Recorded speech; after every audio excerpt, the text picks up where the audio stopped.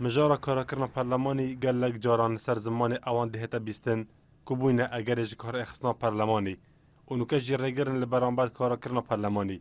و کارکرنا پارلمانی جی بویا هیویک همی پارلمانتار دخوازن بیکو جداهی او فراکسیون کیم کرسی لپارلمان کردستان هین جی کار اخصنا پارلمانی ده اخنستوی پارتی و گوران و اکتی و کارانکرنا پارلمانی جی هر ده اخنستوی وان چونکه او دبینن او خدانن زورینه و کرسیانه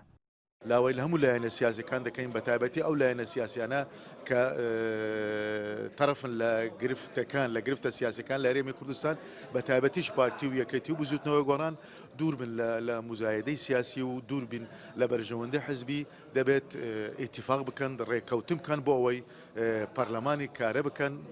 پەرلەمان کە دەستگای شەرعی گەورەیە و کە دیفاع نوێنەرایەتی خەڵکی هەرێمی کوردستانەکە بەداخەوە نزیکەی ساڵ و نیوە کە پەرلەمان لە کار کەوتووە. پەرلەمانتارێکی فراکسیۆنە ئێکەتی لە پەرلەمانی کوردستانی وەسا دەبینیتن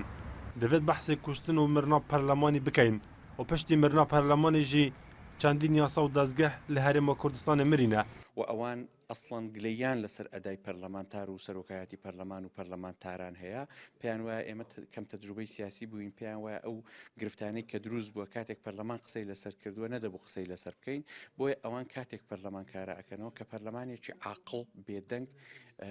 بێ هەڵوێز بێ لەسەر کۆی کێشەی سیاسیەکان واتە ئەوەی داوا دەکرێت کاراکردنەوەی پەرلەمان نییە مرداربکردنەوەی پەرلەمانی کوردستانە. نەوازشمان هەیە پەیفداری پارتی دموکراتی کوردستان لە پەرلەمانی کوردستانی دەبێژیتن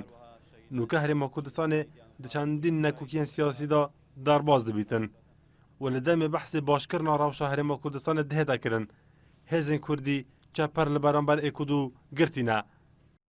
ئێمە هەموو کاتێکیش ئامادە بووینە بوو ئەوەی کە لەسەر مێزی گفتوگودا بنیشین بەڵام بەداخەوە هەر وەک دیار کە لانەکانی دیکە